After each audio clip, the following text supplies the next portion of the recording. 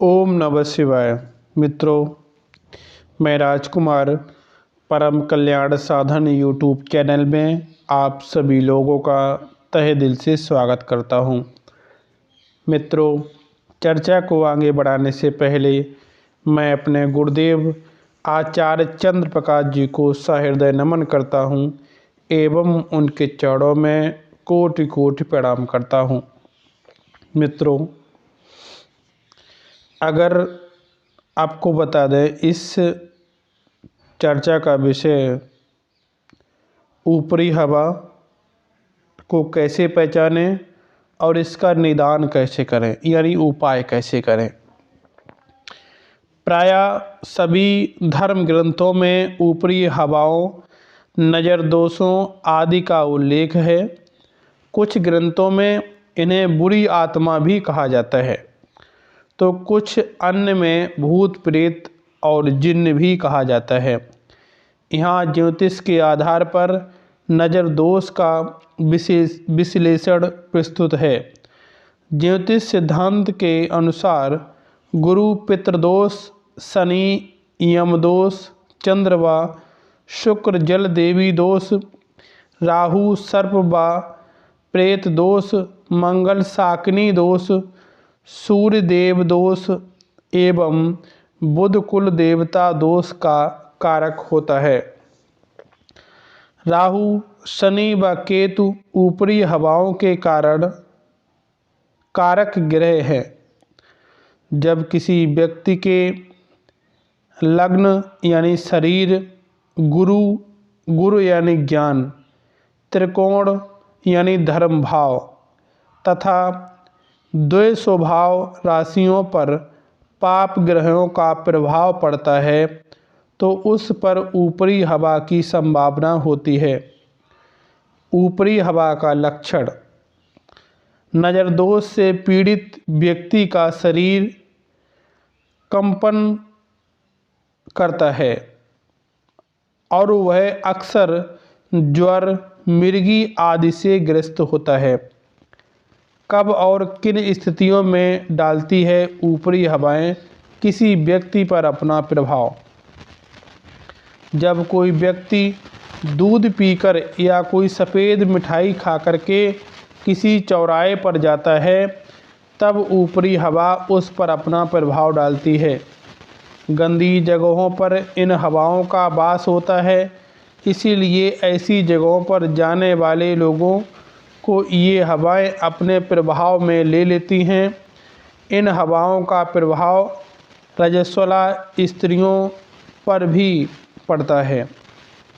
कुएं, बावड़ी आदि पर इनका वास होता है। विवाह व अन्य मांगलिक कार्यों के अवसर पर ये हवाएं सक्रिय होती हैं। इसके अतिरिक्त रात और दिन के 12 बजे दरवाजे की चौखट पर इनका प्रभाव होता है। दूध व सफ़ेद मिठाई चंद्र के द्योतक हैं। चौराहा राहु का द्योतक है। चंद्र राहु का शत्रु है। अतः जब कोई व्यक्ति उक्त चीज़ों का सेवन कर चौराहे पर जाता है, तो उस पर ऊपरी हवा के प्रभाव की संभावना रहती है। कोई स्त्री जब रजस्वला होती है, तब उसका चंद्र व मंगल दोनों दुर्बल हो जाते हैं। ये दोनों राहु व शनि के शत्रु हैं। रजस्वला अवस्था में स्त्री अशुद्ध होती है और अशुद्धता राहु का द्योतक होती है। ऐसे में उस स्त्री पर ऊपरी हवाओं के प्रकोप की संभावना रहती है। कुएं एवं बावड़ी का अर्थ होता है जल स्थान और चंद्र जल स्थान का कारक। चंद्र राहु का शत्रु है, इसलिए ऐसे स्थानों पर ऊपरी हवाओं का प्रभाव होता है। जब किसी व्यक्ति की कुंडली के किसी भाव विशेष पर सूर्य, गुरु, चंद्र व मंगल का प्रभाव होता है, तब उसके घर विवाह व मांगलिक कार्य के अवसर आते हैं। ये सभी ग्रह शनि व राहु के शत्रु हैं। अतः मांगलिक अवसरों पर ऊपरी हवाएं व्यक्ति को परेशान करती रहती हैं। दिन व रात के 12 बजे सूर्य व चंद्र अपने बल पर बल की अवस्था में होता है। शनि व राहु इनके शत्रु हैं, अतः इन्हें प्रभावित करते हैं। दरवाजे की चौखट राहु का द्योतक है, अतः जब राहु क्षेत्र में चंद्र या सूर्य को बल मिलता है तो ऊपरी हवाएं सक्रिय होने की संभावना प्रबल हो जाती है। मनुष्य की दाईं आँख पर सूर्य का और बाईं पर चंद्र का नियंत्रण होता है, इसलिए ऊपरी हवाओं का प्रभाव सबसे पहले आँखों पर ही पड़ता है। यहाँ ऊपरी हवाओं से संबद्ध ग्रहों, भावों आदि का विश्लेषण प्रस्तुत है। राहु केतु, जैसा कि पहले उल्लेख किया गया है, शनिवत राहु ऊपरी हवाओं का कारक है। यह प्रेत बाधा का सबसे प्रमुख कारक है। इस ग्रह का प्रभाव जब भी मन, शरीर, ज्ञान, धर्म, आत्मा आदि के प्रभाव पर होता है तो ऊपरी हवा सक्रिय होती हैं। शनि, इसे भी राहु के समान माना जाता है। यह भी उक्त भावों से संबंध बनाकर भूत प्रेत पीड़ा देता है। चंद्र, मन पर जब पाप ग्रहों राहु और शनि का दूषित प्रभाव होता है और अशुभ फल स्थित चंद्र बलहीन होता है, तब व्यक्ति भूत प्रेत पीड़ा से ग्रस्त होता है। गुरु, गुरु सात्विक ग्रह है। शनि, राहु और केतु संबंध होने पर यह दुर्बल हो जाते हैं। इसकी दुर्बल स्थिति में ऊपरी हवाएं जातक पर अपना प्रभाव डालती हैं। लग्न, यह जातक के शरीर का प्रतिनिधित्व करता है। इसका संबंध ऊपरी हवाओं के कारक राहु, शनि या केतु से हो या इस पर मंगल का पाप प्रभाव प्रबल हो तो व्यक्ति के ऊपर हवाओं से ग्रस्त होने की संभावना बनती है। पंचम, पंचम भाव से पूर्व जन्म के संचित कर्मों का विचार किया जाता है।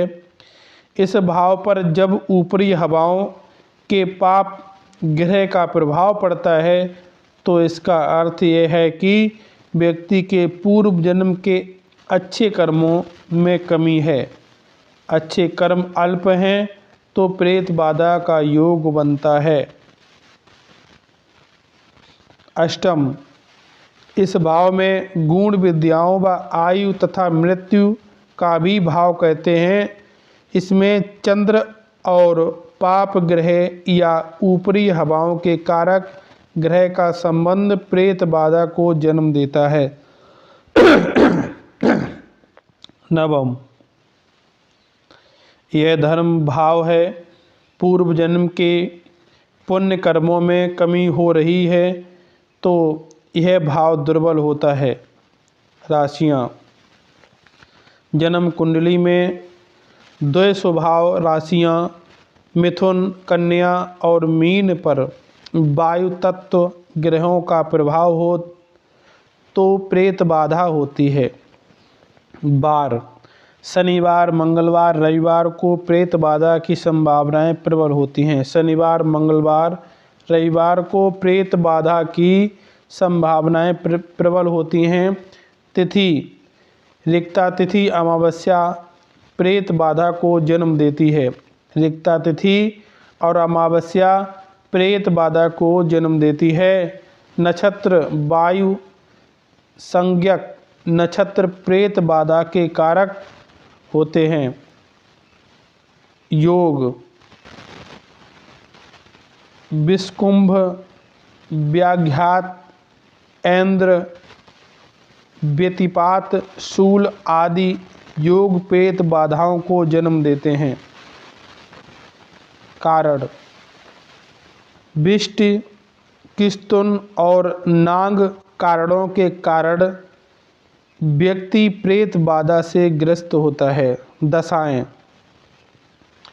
मुख्यतः शनि, राहु, अष्टमेव व राहु तथा केतु से पूर्णतः प्रभावित ग्रहों की